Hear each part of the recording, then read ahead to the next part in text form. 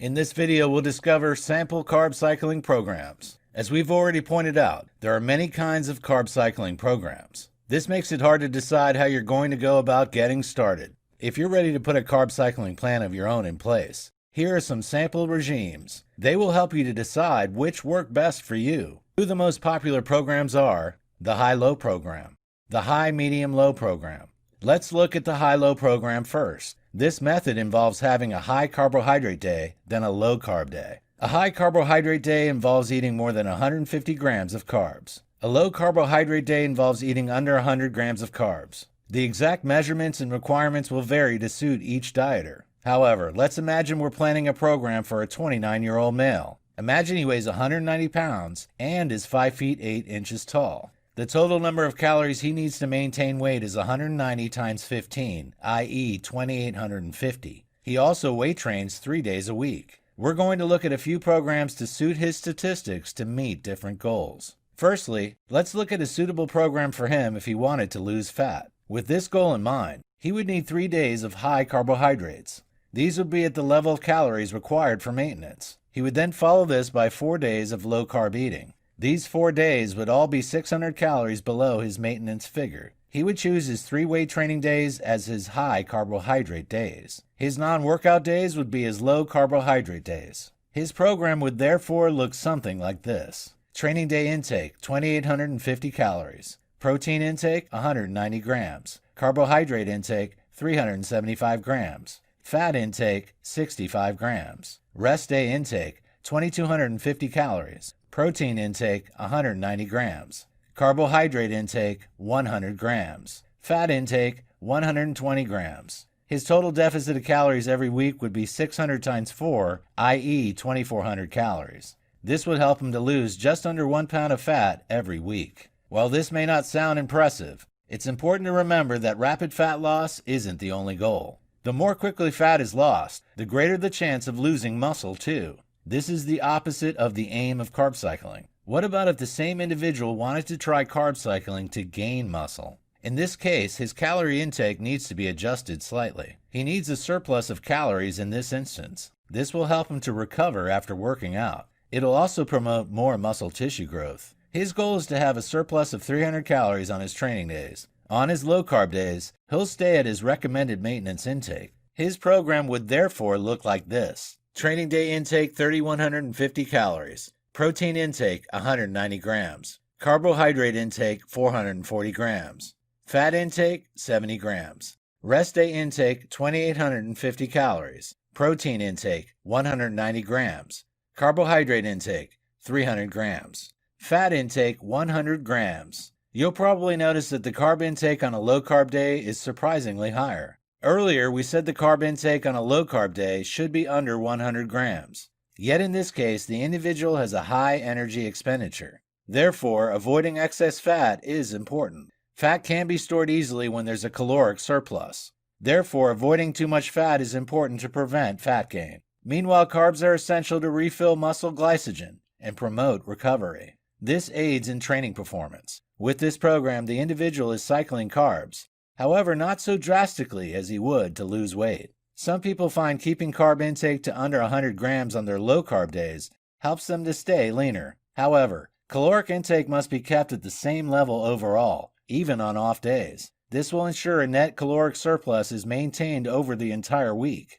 What about the high, medium, low method? Well, this involves having a high carbohydrate day, then a medium carbohydrate day. Finally, a low carbohydrate day will follow on. The cycle will then repeat. A high carbohydrate day involves eating over 150 grams of carbs. A medium carbohydrate day involves eating between 100 grams and 150 grams of carbs. A low carbohydrate day involves eating under 50 grams of carbs. Now let's imagine our dieter. She's a 31-year-old woman who's 5 feet 5 inches tall. She weighs 150 pounds and works out 3 days a week doing weight training. Her total calories for maintenance are 150 times 15, 2,250. If she wants to lose fat, this is a sample carb cycling plan for her. She should have 2 days of high carb intake. The calorie intake will be set at her maintenance level of 2,250 calories. On her 2 low carb days, her caloric intake will be 600 calories under her maintenance level. Rather than aligning the high carbohydrate days with her training days, the intake is staggered. Training should be carried out on medium and high carb days, though, not low carb days. Her program will therefore look like this. High carb intake, 2,250 calories. Protein intake, 150 grams. Carbohydrate intake, 245 grams. Fat intake, 75 grams. Medium carb day intake, 1,950 calories. Protein intake, 150 grams. Carbohydrate intake, 150 grams. Fat intake, 80 grams. Low carb intake, 1,650 calories. Protein intake, 150 grams. Carbohydrate intake, 50 grams. Fat intake, 95 grams. Over the week, the plan should look like this. Monday, training day, high carb. Tuesday, training day, medium carb. Wednesday, rest day, low carb. Thursday, training day, high carb. Friday, rest day, medium carb. Saturday, rest day, low carb. Sunday, rest day, low carb. If the same individual wanted to gain muscle through carb cycling, the plan would look different. A caloric surplus would be necessary so muscle tissue can grow and recover. Therefore, a 200-calorie surplus will be required on a training day. On rest days, she should eat the number of calories required for maintenance.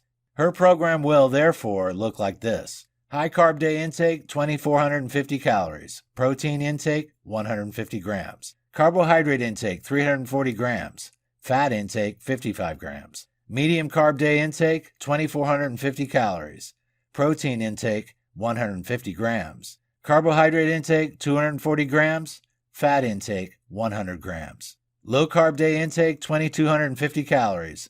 Protein intake, 150 grams. Carbohydrate intake, 150 grams.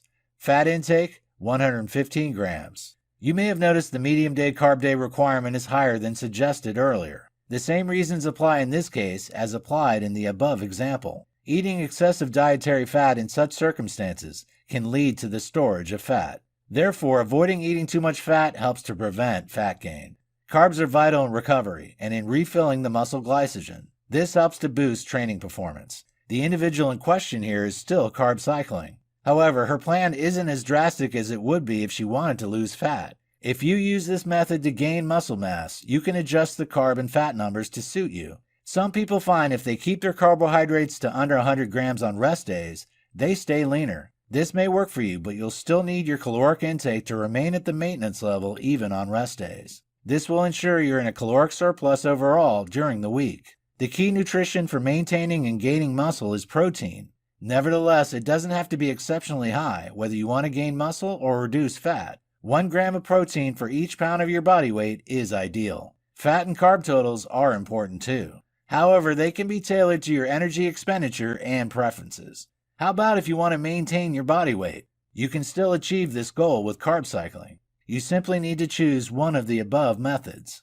You then adjust your rest day and training day intakes so they balance out over the week. One way of doing this is to consume 200 calories more than your recommended maintenance level on your training day. On a rest day, you should have 200 calories under this figure. So, if your maintenance intake is 2,500 calories, you'd have 2,700 on training days and 2,300 on a rest day.